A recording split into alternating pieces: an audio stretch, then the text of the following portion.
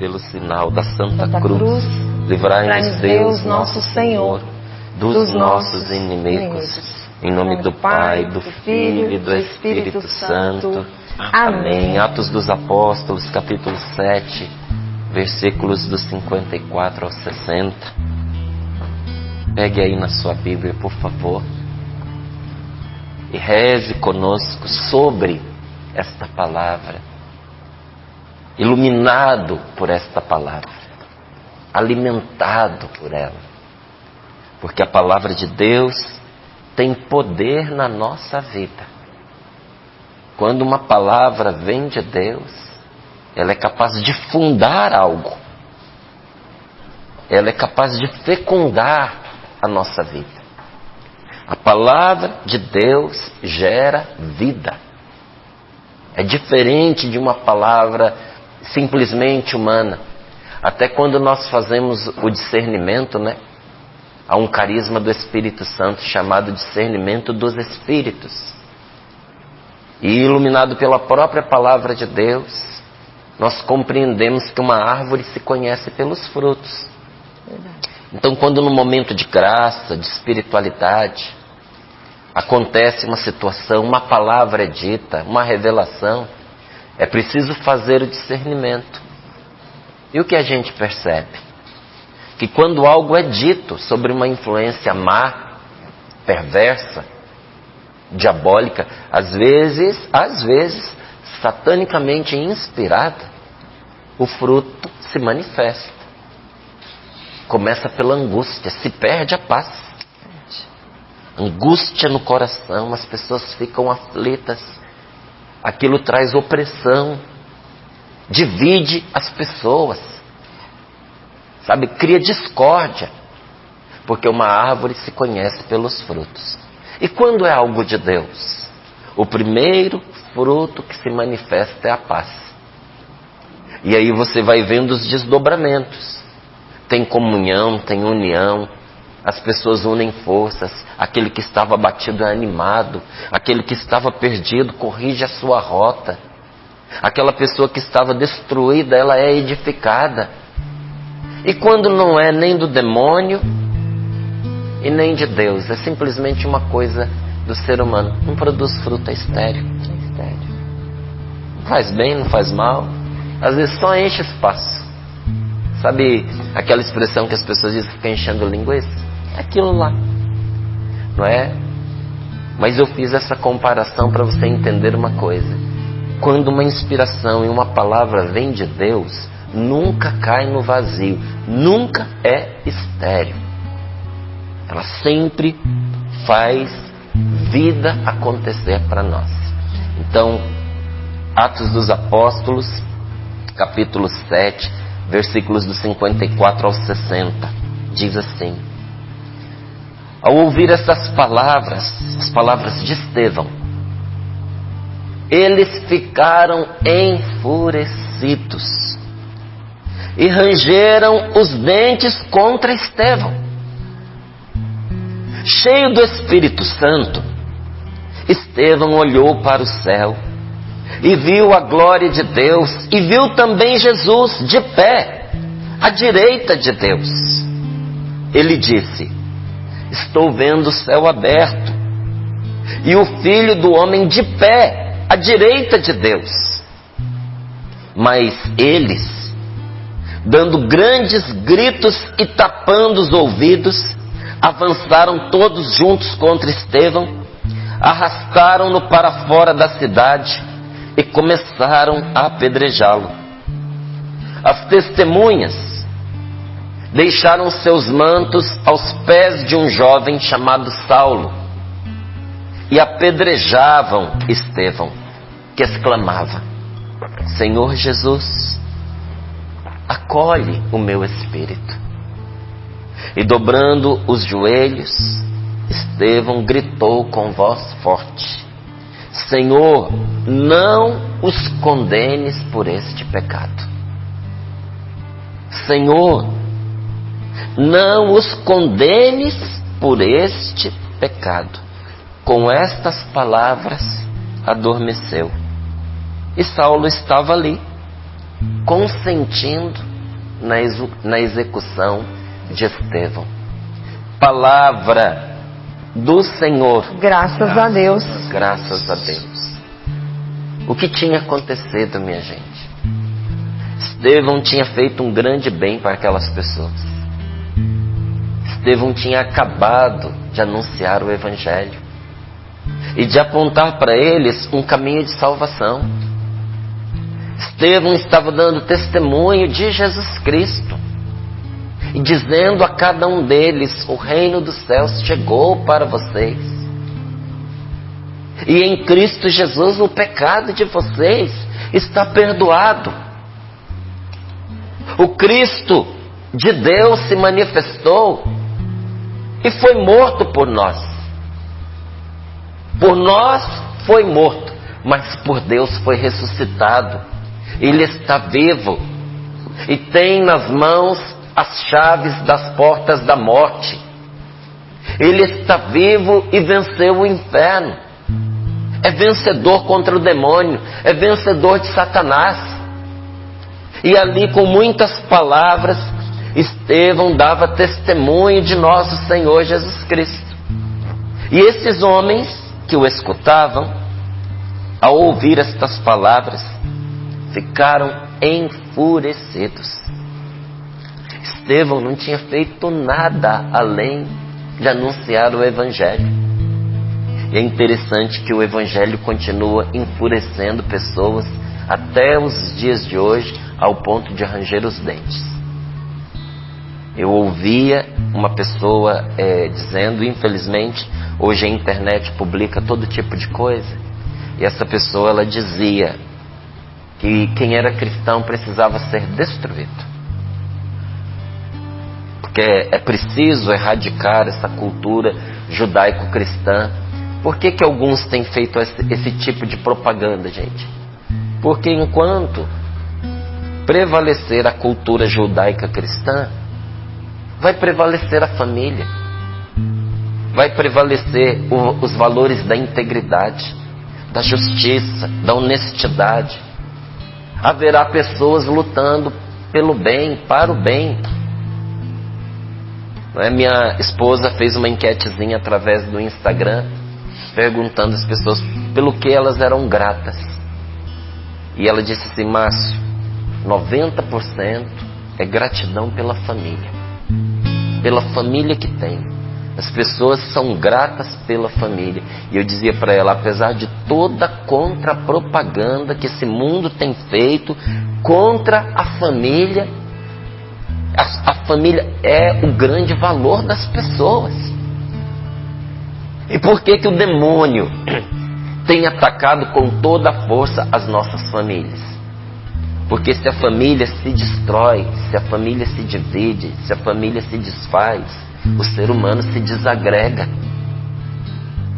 Os filhos se perturbam, o casal se deprime, a vida se torna triste, não é? Então você vê, aí esse rapaz fazia esse discurso, e depois de ter dito que estudou inclusive teologia, estudou as Sagradas Escrituras, e ele dizia: é preciso destruir estas pessoas, porque o Evangelho e esses ensinamentos não é uma coisa que elas têm, é uma coisa que elas são. Elas são assim. Isso está amalgamado com o que elas são. E ele tem razão. Porque na minha vida nem eu consigo mais separar a palavra de Deus de quem eu sou. Eu sou cristão, eu sou de Cristo. O meu herói é Jesus Cristo, meu Salvador. Não há outro, é Ele. É Ele o vencedor da morte. É Ele o vencedor do mal. Existe muito mal neste mundo, mas é um mal derrotado, é um mal vencido, é um mal que vai passar, é um mal que tem dias contados. E nós veremos a vitória absoluta de nosso Senhor Jesus Cristo sobre o mal, porque o mal pode ter força, mas o bem é poderoso. O bem é infinitamente mais forte do que o mal. E o amor é muito mais forte do que o ódio. E é por isso que na Canção Nova nós temos um momento maravilhoso todos os dias, chamado O Amor Vencerá, às 11 horas da manhã. Um momento cheio da graça de Deus, numa forte intercessão, num belo período de oração. E por que às 11 horas da manhã paramos e rezamos? Porque nós temos certeza de que pela força da oração e pela nossa comunhão com Deus, o amor vencerá. Mas a palavra de Deus continua fazendo muitas pessoas rangerem os dentes e ter inclusive esses impulsos de destruição de quem simplesmente acredita no Evangelho. Gente, quem é cristão não impõe o Evangelho a ninguém não. A Canção Nova não impõe o Evangelho a ninguém. A pessoa, ela tem a oportunidade de sintonizar o canal, de desligar o canal, de ouvir ou não ouvir. O Evangelho é proposto. Eu não posso impor a evangelização para uma pessoa. Tudo que eu posso fazer em relação ao Evangelho é viver. Porque a palavra de Deus é para mim. E olha, se você perguntar assim, o que você acha de impor o Evangelho para as pessoas? Terminantemente contra. Porque não se trata de uma ideologia. Não se trata de você fazer a lavagem na mente das pessoas para elas viverem um estilo de vida. Evangelho não é isso. Evangelho é Cristo Jesus na nossa vida. Precisa ser acolhido, recebido com amor. E quando uma pessoa é obrigado a isso, não existe conversão, porque o coração não adere. Ela pode até ficar viciada naquelas premissas evangelizadoras, mas saber Bíblia de cor e até ter clareza do que a Sagrada Escritura nos aponta, não é isso que vai nos salvar, não. O que nos salva é a nossa profunda confiança em Jesus Cristo, nosso Salvador. Nós somos justificados pela nossa fé em Deus, pela nossa confiança em Deus. E, inclusive, não somos justificados pelo pleno cumprimento da lei, mesmo a lei de Deus. Porque nós sabemos que o ser humano, pelas suas fragilidades, não consegue o pleno cumprimento da lei. Então qual é o caminho desta salvação? Pois é, boa pergunta. Caminho da salvação. Aquele que disse, eu sou o caminho. A nossa salvação é Cristo. O nosso Salvador é Cristo. Ele é a nossa salvação.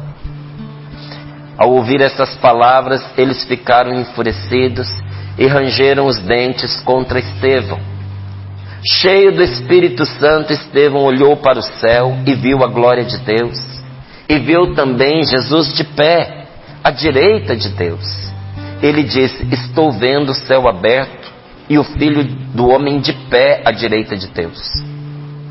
Mas eles, dando grandes gritos e tapando os ouvidos, avançaram todos juntos contra Estevão. Arrastaram-no para fora da cidade e começaram a apedrejá-lo. As testemunhas deixaram seus mantos aos pés de um jovem chamado Saulo e apedrejavam Estevão, que exclamava, Senhor Jesus, acolhe o meu espírito. É interessante, né? Talvez algumas pessoas que eu conheço, e pode ser que até em algum momento da minha vida eu poderia ter rezado diferente de Estevão, dizendo assim, meu Deus, eu procurei te servir, eu estava aqui pregando a tua palavra, eu nada de mal fiz a estas pessoas. Por que, meu Deus? Por que eu estou sendo agredido? Por que estou eu sendo apedrejado, Senhor? Mas em Estevão não se levanta nenhuma vírgula de protesto. Senhor Jesus, acolhe o meu espírito.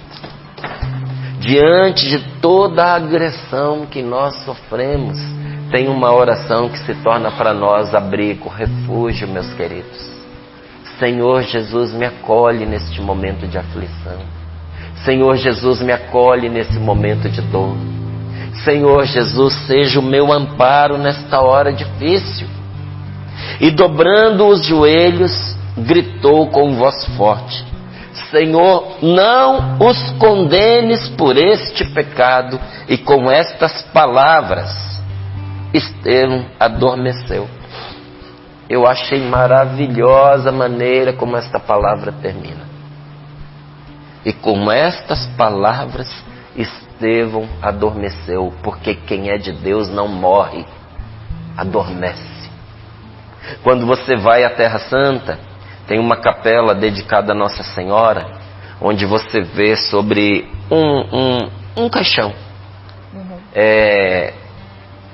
Ali a escultura da Virgem Maria, com as mãos como alguém que acabou de se deitar. Você olha e vê, é todo um cenário de enterro de uma pessoa morta. Mas a Virgem, naquela imagem, está deitada sobre a tampa do caixão, como alguém que simplesmente dorme. E essa capela se chama Capela da Dormição. Porque Nossa Senhora também passou pela morte. E por que se diz dormição? Porque a maneira como a Virgem Maria morreu, por causa de não ter cometido pecado, era a maneira que estava reservada para todos nós. A morte não deveria ser uma agressão, gente. Nossa morte não deveria ser violenta, não deveria ter cara de morte. Deveria de verdade ser uma experiência de passagem, como Estevão aqui fez a sua passagem. A violência veio dos outros, mas no seu relacionamento com Jesus, Estevão simplesmente adormeceu e entregou o seu espírito. E qual foi a última coisa que Estevão fez? A mesma última coisa que Jesus fez: perdoou os seus agressores. O perdão é necessário para purificar o nosso passado. Gente, nenhum passado é ruim demais quando ele é lavado no perdão.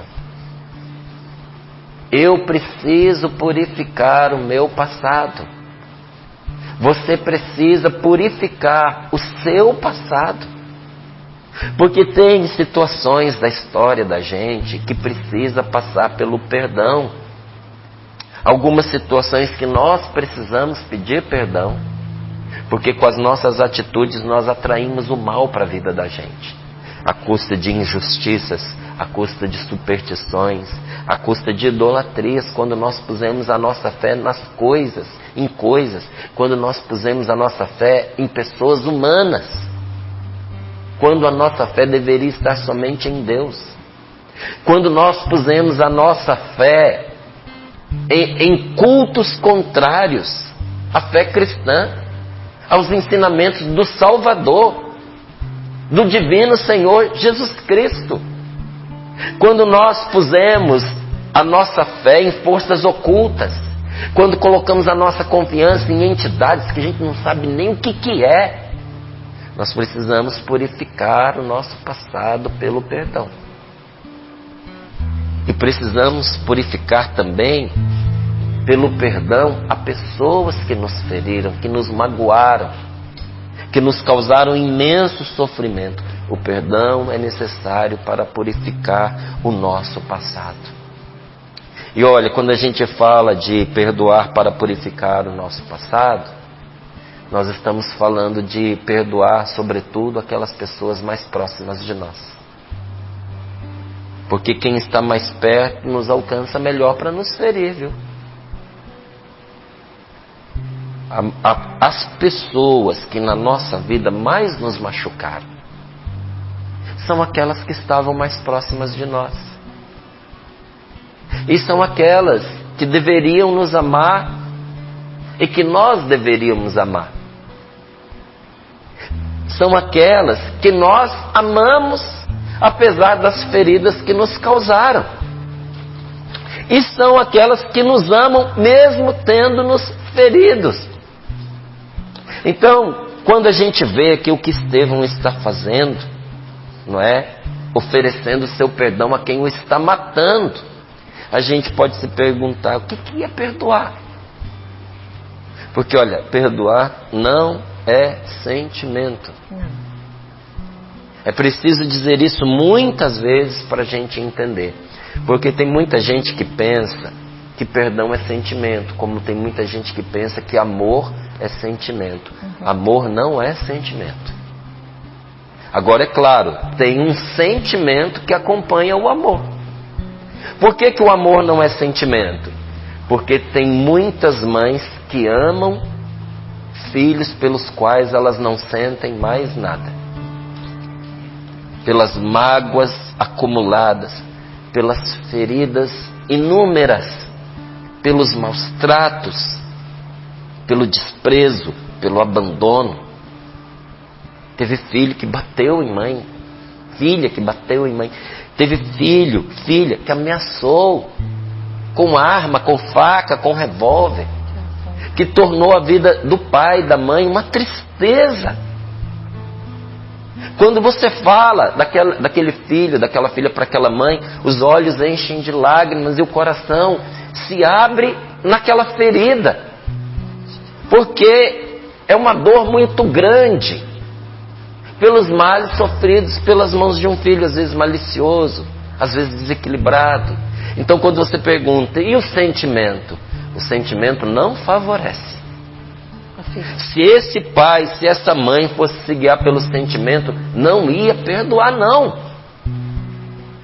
E perdoa então por quê? Porque ama, porque quer o bem, porque se lembra daquela criança sendo gerada dentro do ventre, porque se lembra daquele bebezinho inocente antes de ter feito essa opção pela maldade, pelo mal. Acredita, porque não vê sinais. Mas acredita na ação e na salvação de Deus sobre aquela pessoa que claramente está perdida e segue fazendo o que está ao seu alcance por aquela pessoa. Olha, acompanhando gente, nós vamos vendo muitas coisas. E sobretudo na vida de famílias, na vida de casais. Você vai vendo que às vezes marido e mulher estão juntos, não é mais pelo sentimento. Porque pelo sentimento, aquele marido já teria deixado aquela mulher há muito tempo. E com razão. Aquela esposa teria deixado aquele marido há muito tempo. Porque, de certa forma, o sentimento acabou. Porque sentimento muda. Não é? Às vezes você tem uma pessoa que você gosta, quando você vê, você já não gosta mais. E corre risco, às vezes, de você até detestar uma pessoa que você gostava. Olha o nosso sentimento como é louco. É que nem vento, toda hora vira. Então, mesmo no casamento, tem esposas que, se fossem guiar pelos seus sentimentos, já teriam deixado seu marido. Mas prosseguem ali do lado, fazendo o bem, amando de verdade. E você pergunta, por que você não deixa esta pessoa? Se eu deixar, o que vai ser dela? Quem é que vai querer cuidar desta pessoa? Eu tenho certeza que se eu deixar, ela fenece, ela morre. Eu sei que em parte ela é assim porque ela é perturbada, me faz sofrer, mas eu é quem tenho que cuidar. Sabe qual é o nome disso? Não é conformismo. Isso se chama amor. Amor não é sentimento. E perdão não é sentimento, minha gente. Porque quando nós estamos feridos, o que os nossos sentimentos gritam para nós? Que nós devemos afastar aquela pessoa, que nós devemos desprezar aquela pessoa, que nós devemos nos vingar daquela pessoa. É isso que o nosso sentimento diz. Que ela nos feriu e que ela merece o troco. Que no mínimo ela não merece nenhum bem da nossa parte. É isso que os nossos sentimentos gritam. Gritam em nós que nós devemos gritar contra aquela pessoa. E perdoar é você fazer o que então, se não é sentimento? É, apesar dos seus sentimentos serem contrários, você liberar esta pessoa. Então não é sentimento, e ao contrário do que muita gente diz, também não é esquecimento. Que tem pessoas que costumam dizer assim, olha, quem perdoa esquece. Não, quem perdoa não esquece. Quem perdoa purificou a lembrança. Quando a gente perdoa, aquele mal, aquela mágoa perde o poder de nos fazer sofrer. O perdão libera você de um sofrimento que você não deveria estar mais vivendo. Enquanto você não perdoar, você vai continuar sofrendo nas mãos de quem te feriu. Às vezes a pessoa já morreu e continua ferindo você. A pessoa já está morta, mas ela continua te machucando. Porque a falta de perdão mantém vivo, mantém presente, mantém atuante o que é de pior na nossa história, de pior no nosso passado. Você já viu que às vezes a falta de perdão ela rouba por completo a nossa liberdade? Quem não perdoa não é livre, nem para sair, nem para ir aos lugares. Porque você corre o risco de encontrar lá a pessoa e você não suporta mais. Perdoar não é esquecer. Talvez você, minha amiga, esposa, ouviu alguém dizer para você que você tem que esquecer tal situação, ou dizer para você que você não perdoou porque quem perdoa esquece, ou talvez o teu próprio marido disse isso a respeito de situações que vocês enfrentaram juntos. Fique em paz.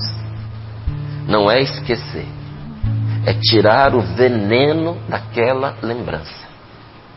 Porque aquela lembrança, enquanto você não perdoava, era envenenada e matava você. E cada vez que você lembrava, aquilo te destruía. É como se você revivesse toda aquela cena. E voltava a humilhação, e voltava a tristeza, e a mágoa se reavivava dentro de você. E quando você via, você estava reagindo igualzinho quando aquela situação aconteceu. Porque a falta de perdão reabre as feridas. Perdoar não é esquecer. Perdoar é lembrar dizendo, pela graça de Deus, isso não me afeta mais. Já me afetou, me fez sofrer. Quisera eu não tivesse acontecido. Quisera eu pudesse ter impedido isso. Não foi gostoso o que aconteceu. Ainda tem algumas sequelas, algumas consequências nos dias de hoje. Mas isso não domina mais sobre mim. Porque eu matei esta situação pelo perdão. O perdão é o antídoto contra a mágoa. Ele mata o mal que te matava. Então, se ele não é um sentimento, se ele não é esquecimento, ele é o quê? É uma decisão que você toma. É um ato da sua vontade. Eu fui testemunha de um milagre que aconteceu nesse centro de evangelização que tem aqui. Em 2015, nessa altura, nós não vimos. Nós tivemos o testemunho dessa moça em 2017. Em 2015 estava acontecendo o acampamento de oração Fé e Milagres. E uma moça que desenvolveu uma doença degenerativa nos olhos e na face tinha ficado completamente cega por causa da doença. E ela veio para o encontro por quê? Ela não era cega e passou a ser. E os médicos tinham dito para ela que a situação dela era irreversível. Que a cegueira era absoluta, era dos dois olhos e era irreversível. Você imagina que uma pessoa que recebe uma notícia dessa precisa de oração. E precisa reavaliar a sua vida. Por isso ela veio para o acampamento de oração. E num dos momentos daquele acampamento Fé e Milagres de 2015, um dos momentos foi de perdão. E ela disse que foi terrível ouvir a pregação sobre o perdão, porque ela não queria perdoar. Havia um homem que tinha feito muitos males para ela e para pessoas que ela amava, e ela não conseguia perdoar. E ela disse que parecia que a pregação conversava com ela, que ela dizia dentro dela mesma, mas essa pessoa não merece perdão. E lá no palco a gente falava, talvez a pessoa não mereça ser perdoada, mas você merece perdoar. E outras coisas iam sendo ditas, e ela disse: eu fui vencida por aquela pregação. Fui vencida e convencida. E quando eu disse: eu não tenho vontade de perdoar, alguém lá na frente disse: mas é uma decisão que você toma, mesmo que a sua vontade não coopere. É uma escolha que você faz. E ela disse: Márcio, até as palavras foram postas na minha boca, porque disse assim: se você não consegue perdoar, diga isso para Jesus agora, que você não consegue, mas que você quer. Aí ela disse: essa oração eu tenho condições de fazer. Meu Deus, eu não consigo perdoar esta pessoa, mas diante de tudo que eu ouvi, eu quero. E ela disse: na hora em que eu me decidi, aí sim os sentimentos me ajudaram. Porque até então os sentimentos eram contrários. Mas quando eu tomei a decisão, aí sentimentos que me ajudaram a perdoar se manifestaram em mim. E ela conta que ela viveu ali um momento profundo de cura, entre lágrimas. E enquanto ela chorava, as pessoas foram se levantando. E quando ela percebeu que a oração tinha avançado, as pessoas já estavam todas de pé, e que era hora dela se levantar, ao enxugar os olhos de tantas lágrimas, o que foi que ela descobriu? Que ela estava enxergando. Que ela tinha, naquele momento, recebido uma graça de cura física. Eu ouvi esse testemunho com a mãe dela do lado, e ao meu lado o Fabão, aqui da comunidade, ouviu em primeira mão comigo. Ela dizia: minha mãe está aqui para confirmar o que eu estou dizendo. Eu estava completamente cega e agora eu enxergo, porque o Senhor me curou naquele momento de perdão. Não é simplesmente uma força. O perdão é uma força poderosa. Márcio, o que eu vou perdoar da minha vida? Perdoe tudo. Perdoe o seu pai pelas negligências, pelas omissões, pelos abusos, pelo alcoolismo, pela promiscuidade, pelo uso de força, por tirar o sustento de dentro de casa e gastar fora com o que ele não devia, com mulheres, com prostitutas, com bebida, deixando de ajudar dentro de casa para ajudar amigos lá fora, para fazer média com os outros. Perdoe seu pai pelas inúmeras cobranças, pelas palavras ríspidas, por ter mandado você embora de casa. Perdoe seu pai por não ter aceitado você, não ter aceitado suas escolhas, não ter aprovado o caminho pelo qual você resolveu avançar. Perdoe seu pai pela falta de colo, pela falta daquele abraço que você tanto precisava, por nunca ter dito para você: eu te amo, minha filha, eu te amo, meu filho. Perdoe a sua mãe pelas atitudes desproporcionadas, desequilibradas, pelas gritarias, pelas comparações, pelo negativismo, pelas vezes que até com muita ternura ela desacreditou você, dizendo que a sua vida não ia dar certo, que não ia dar em nada o que você estava fazendo. Perdoe a sua mãe pelas vezes que pensou mais nela do que nos filhos. Perdoe pela vida paralela que ela teve. Perdoe os namoros errados que você teve, as pessoas que usaram você. Mas perdoe também a você mesmo por ter se deixado usar. Perdoe aquelas pessoas que te enganaram, aquelas pessoas que foram violentas contra você. Perdoe tudo para você viver, para uma vida nova começar para você. Porque quando eu disse para você que o perdão é necessário para purificar o nosso passado, sabe o que isso significa?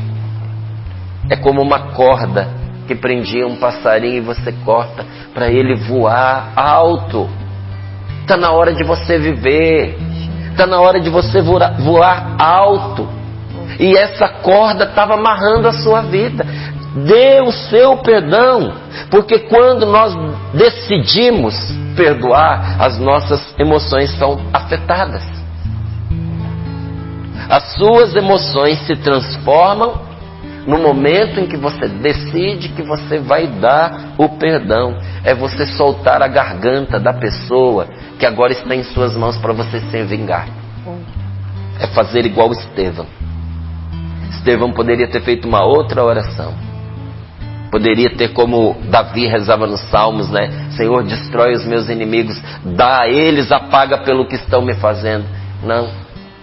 Estevão aprendeu com Jesus a perdoar até quem nos mata, a perdoar o inimigo. Estevão soltou a garganta de quem o estava despedaçando.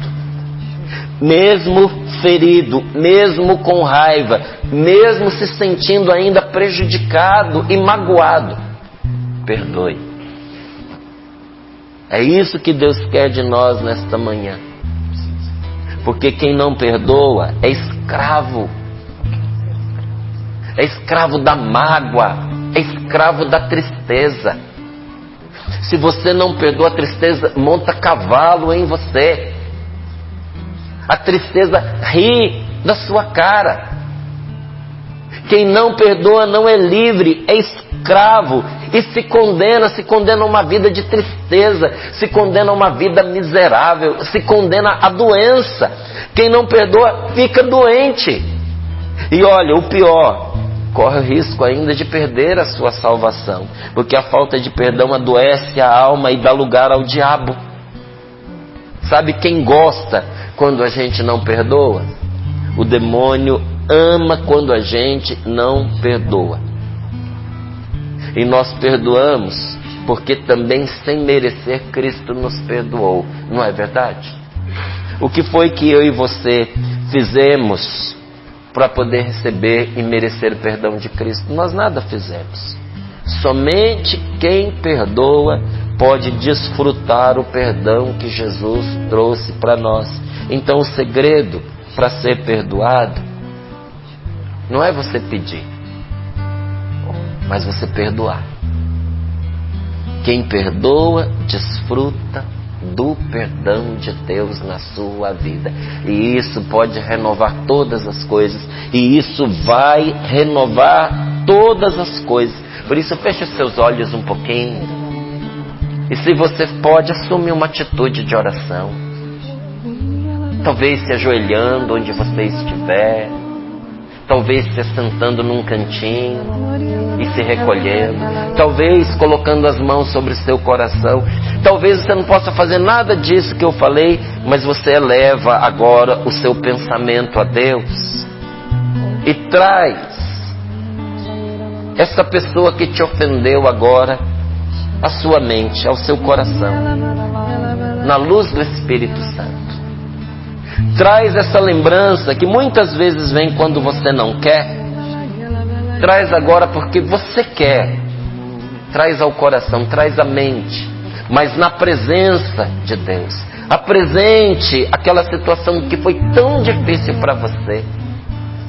Apresente a Deus agora. E se você pode, diga até em voz alta, de maneira que você mesmo escute, que você perdoa esta pessoa, que você perdoa esta situação. É ir a Deus e pedir agora que Ele nos revele aquilo que está tirando a nossa paz, aquilo que está tirando a nossa alegria. Pede ao Senhor agora: Senhor, neste momento de oração, eu quero te pedir esta graça. Me mostra, Senhor, o que está tirando a minha paz, o que está tirando a minha alegria. E eu peço que o Senhor venha desfazer os nós que amarraram os meus afetos, que me deixou assim com o meu estômago como que embrulhado, como que um nó espiritual que se formou no meu coração. Senhor, eu te peço que agora, pela graça do Teu Espírito Santo, trazendo tudo isso à luz, o Senhor venha desfazer esses nós. Dá-me esta graça, Senhor. Perdoe, meu irmão, perdoe ao inimigo, mas principalmente aquelas pessoas mais próximas de você. Perdoe aos que você ama, E se precisar, perdoe até a Deus pelas coisas que Ele permitiu ou Ele fez na sua vida e você nunca compreendeu. E perdoe a você mesmo, porque Deus te perdoa. Amém. Dá-nos esta graça.